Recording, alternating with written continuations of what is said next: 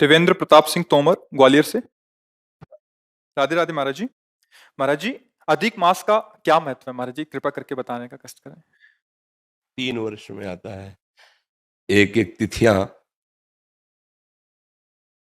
निकाल निकाल करके 3 साल के समय में ये 30 दिन रखे जाते हैं कि रोज लोग यदि धाम वास न कर सकें, तीर्थ याटन न कर सकें, भगवत आराधना न कर सकें, तो 3 वर्ष में एक बार पुरुषोत्तम मास रखा है। इसका नाम है पुरुषोत्तम मास। केवल भगवत आराधना के लिए ही ये रखा गया है कि आप प्रतिदिन अपने गृह कार्यों में जो छोटी मोटी पूजा आराधना करते हैं, लेकिन ये 1 महीना ये भगवान का नाम पुरुषोत्तम, ये भगवान का मास है। इसमें आप साधु सेवा, ठाकुर सेवा, नाम जप, परिक्रमा, जो भी भागवती का आचरण करेंगे उसका विशेष लाभ प्राप्त होगा। ये केवल भागवती का आचरण करने के लिए 1 महीना रखा गया है। इसमें प्रायः जो धार्मिक जन होते हैं तीर्थयाटन करते हैं, ब्रज 84 कोष की परिक्रमा करते हैं, मंत्र जाप का अनुष्ठान लेते हैं या व्रत पूर्वक रहते हैं कि 1 महीने में एक बार ही अन्न पाएंगे और रात दिन भजन करेंगे, या हम फल से रहेंगे, दूध फल से रहेंगे, साधना करेंगे, परिक्रमा कर, ये भगवत प्रीत्यर्थ समय बिताने के लिए 3 साल में सबके लिए रखा गया। क्योंकि जो साधन में लगे उनके लिए तो रोज पुरुषोत्तम ही है, क्योंकि प्रतिपल भगवान में लगे हुए हैं। लेकिन जो गृहस्थी में, संसार में, तो बोले अब तो चलो ना, पुरुषोत्तम मास है, ये 1 महीना भगवान के लिए है। तुम परिक्रमा करो, कोई अनुष्ठान करो, किसी ग्रंथ का अनुष्ठान, मंत्र का अनुष्ठान, साधु सेवा, तीर्थावगाहन, नाम जप, भगवत विग्रहों के दर्शन, ये इसलिए बनाया गया पुरुषोत्तम मास।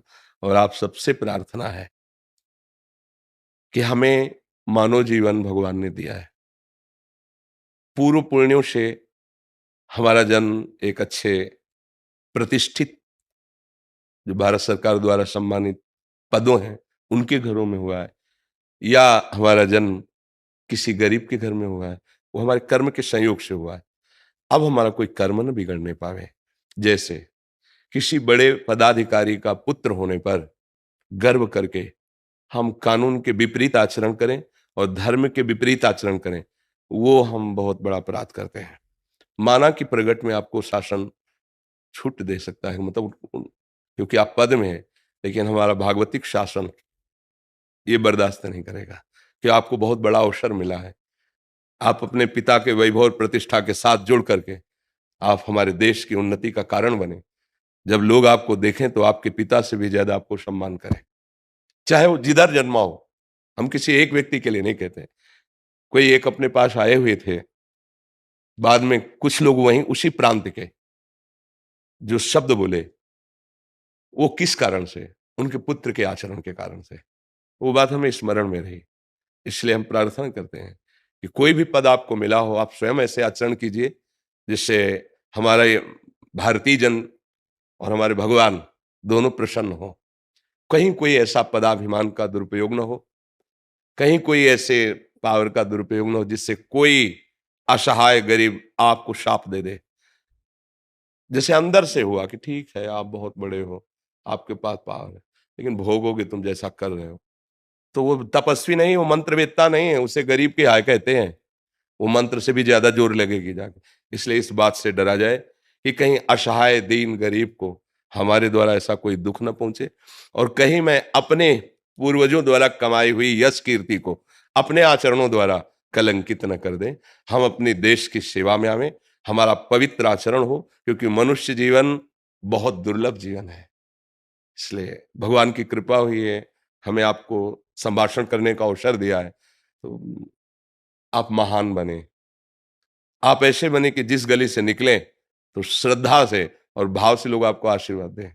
ये क्या है यार, क्या व्यक्तित्व है, क्या समाज सेवा है, क्या समर्पण है। अब अगर धन का दुरुपयोग करके मदिरा पीना, उद्दंडता करना, कितने दिन करोगे? जीवन तो जाना ही है ना। लोग देख के जैसे उनको उनके लिए बोले, तो हम बिल्कुल स्तब्ध रह गए थे उनके जाने के बाद। जो बोले कि इनका जो लड़का है ना, वो शब्द जो बोले, तो नहीं, हम कहा हमारे लिए इसके कोई महत्व नहीं, हमारे सामने तो जो आता है मेरा प्रभु आता है, मैं तो उसी भाव से बात करता हूँ। तब मुझे लगा कि मुझे इस बात पे भी अपने जो नई पीढ़ी के भाईजान हैं उनको संबोधन करना चाहिए कि आप जहाँ हो, आप अपने पिता की प्रतिष्ठा का सदुपयोग करें, जो उनका पद है उसका सदुपयोग करें, और लोग आपको उनसे ज्यादा माने।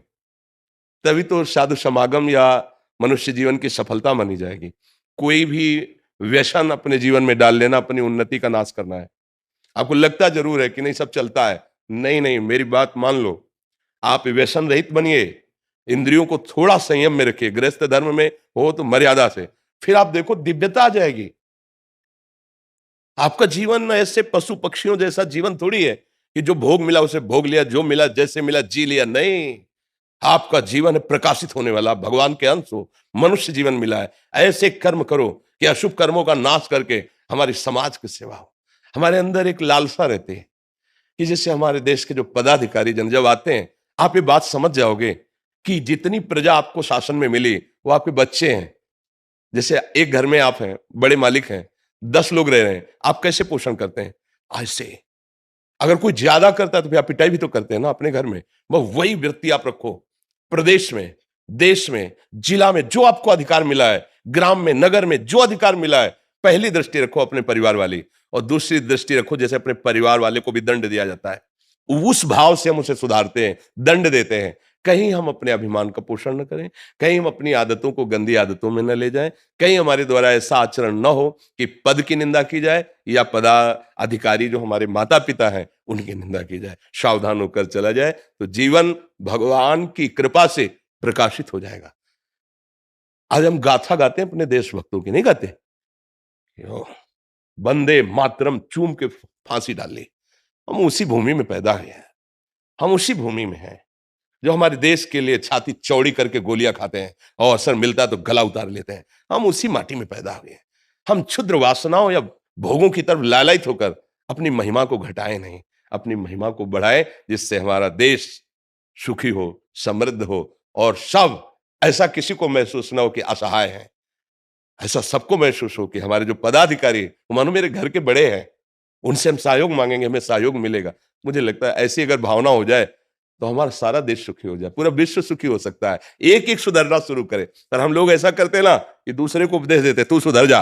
हम अपने से सुधार करें तो सब सुधर जाएंगे धीरे धीरे।